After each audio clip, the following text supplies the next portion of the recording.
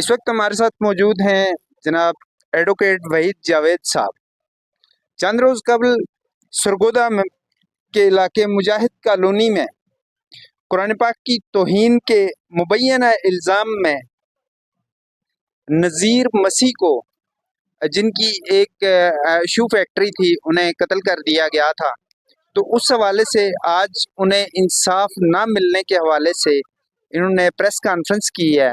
और इस press conference में इनका जो मौक़िफ़ है वो भी आपने यकीनन देख चुके होंगे टीवी पे। और इनसे कुछ सवालात जो हैं वो हम इनसे जानने की कोशिश करेंगे कि आखिर ऐसे वाक़यात जो हैं वो उनके रूनमा होने की बुनियादी वजूहात क्या हैं, और ऐसे वाक़यात रूनमा क्यों होते हैं। चाहे इसमें बहुत पुरानी बात है, गो के शांति नगर वाला वाक़या जो है बहुत अरसा दराज पुरानी बात है। उसके अलावा सरगोदा में ही या इसी इलाके के सेंट्रल पंजाब के एरिए में इस तरह के बहुत ज़्यादा वाक़यात जो है वो रूनमा हो चुके हैं। ख़ास तौर पे जो हमारी पाकिस्तान में बसने वाले मसीही हैं उनके ख़िलाफ़ इस तरह के ज़ाती दुश्मनी की बिना पर भी उन पर इल्ज़ामात आयद करके उन्हें इस तरह के मुकदमात में फंसाया जाता है खुसूसन। और बसा औक़ात नज़ीर मसीह की तरह मोब लिंचिंग करके भी उन्हें हलाक कर दिया जाता है। तो इस हवाले से हम जानने की कोशिश करेंगे जनाब भाई से कि ये क्या कहते हैं। जी वकील साहब। जी थैंक यू वेरी मच, आपने हमारा मौक़िफ़ जानने के लिए बुलाया जी, और हमने इसके ऊपर प्रेस कॉन्फ्रेंस भी की है, और हमने इस बात को कहा है कि ये यके बाद दीगरा जी, और हमेशा हम अपना रोना धोना लेकर आ जाते हैं, लेकिन ये ऐसी चीज़ें हैं जो बंद होने का नाम ही नहीं ले रही। हम इतना सॉफ्ट टारगेट बन गए हुए हैं कि हमारे बच्चे, यकीन माने कि मैं घर से निकला हूँ तो मेरी माँ भी कहती थी कि बेटा कुछ ऐसा ना कर देना, कोई ऐसी बात से तुम्हारे मुंह से ना निकल जाए, गलती से भी ना हो जाए। तो आप हम यानी हम वकील होने के बावजूद, इस माशरे में रहने के बावजूद एक डर है, एक खौफ है कि ये ऐसा कोई हम पर इल्ज़ाम ना लग जाए, क्योंकि मुझे यकीन है कि कोई भी मसीही, कोई भी पाकिस्तानी, कोई भी मुसलमान, कोई भी बशऊर इंसान, कैसे मुमकिन है कि वो किसी दूसरे मज़हब की तज़लील करे या किसी दूसरे मज़हब को छोटा करे, यानी उसकी मंतक, उसकी वजह क्या हो सकती है। या तो मुझे बताइए कि ये नज़ीर मसीह साहब की जो आप बात कर रहे हैं, इन साहब की उम्र तकरीबन 70 साल से ज़्यादा है।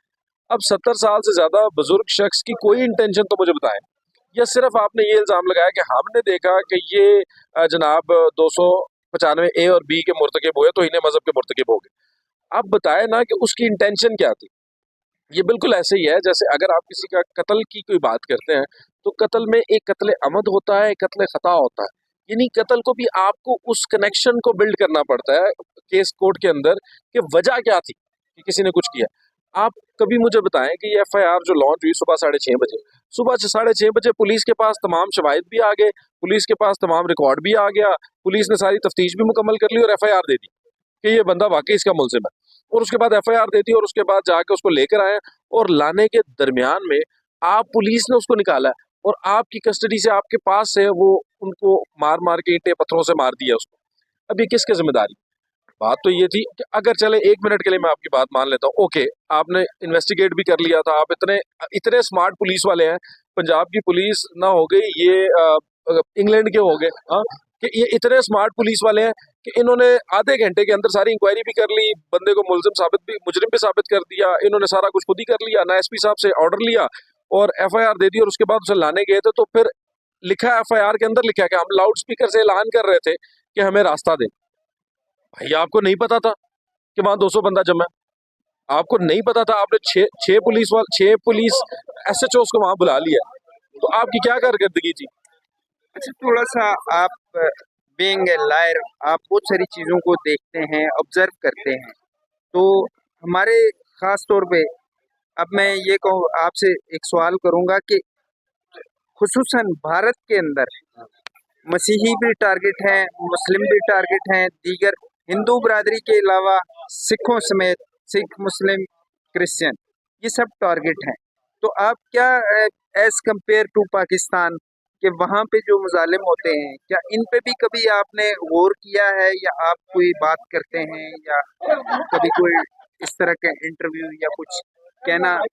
मतलब आपने पसंद किया है? हमने जी, मैं खुद अपनी ज़ात के बारे में बता रहा हूँ, بہت سارے پاکستانی کرسچنز نے فلسطین کے لیے آواز اٹھائی ہے، وہ فلسطین کے لیے باہر نکلے ہیں۔ میں خود ذاتی طور پر ہر دفعہ 5 فروری کو کشمیر ڈے کے اوپر ہم ریلی لے کے نکلتے ہیں، اسلام آباد میں ہم اس کو لیڈ کرتے ہیں اور ہم کشمیریوں کی آزادی کے لیے بات کرتے ہیں۔ ہم بھارت میں مسیحی نہیں، مسیحی تو ہے سو ہے، لیکن مسلمانوں کے اوپر جو تشدد ہوتے ہیں، ہم مودی سرکار کے لیے نہ صرف بولتے ہیں بلکہ لکھتے بھی ہیں کہ یہ مودی سرکار نے، انہوں نے تو انڈیا کا پورا نقشہ ہی بدل کے رکھ دیا، انہوں نے تو مذہب کے نام پر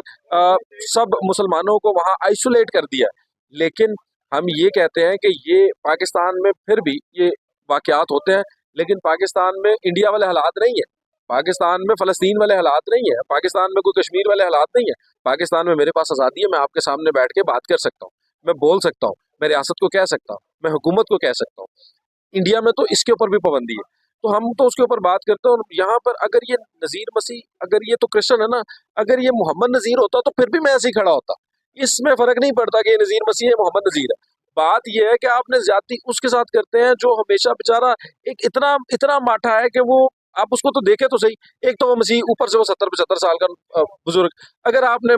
مان لیا، آپ کی بات آپ نے کر دیا تھا، ہم صرف یہ کہہ رہے ہیں کہ اس کو لے جاتے نا، ایف آئی آر ہو گئی تھی، اس کے اوپر انویسٹیگیشن ہو جاتی، چڑھا دیتے اسے سولی پر۔